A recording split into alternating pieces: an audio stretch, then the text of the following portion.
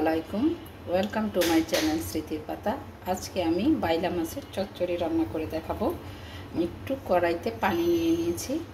পানিতে দিয়ে দিব কাঁচা পেঁয়াজ,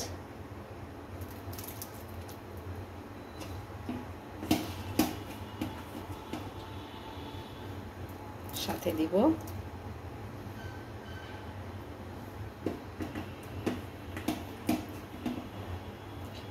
কাঁচা পেঁয়াজটা দিয়ে দেব,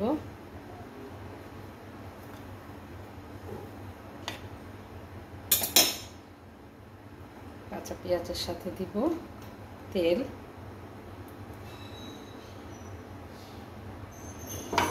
অল্প তেল দিব, তাতে লবণ দিব। গুঁড়ো মাছে আদা রসুন লাগে না, লবণ দিয়ে দিব।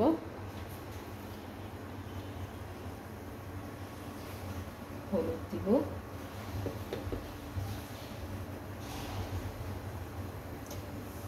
মরিচ দিব,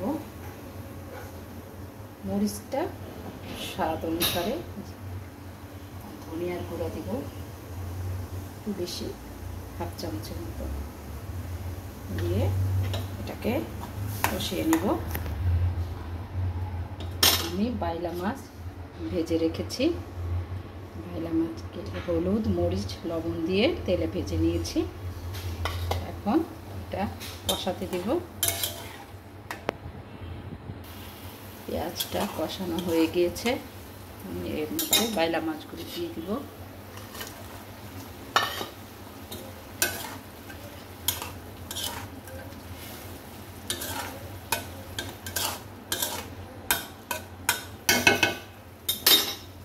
পরে কাঁচামরিচ দিয়ে দিব,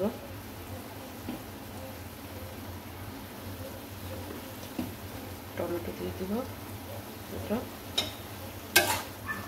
হয়ে গিয়েছে, একটু ঝোল ঝোল রাখবো। দিয়েছে বাইলা মাছের চচ্চড়ি।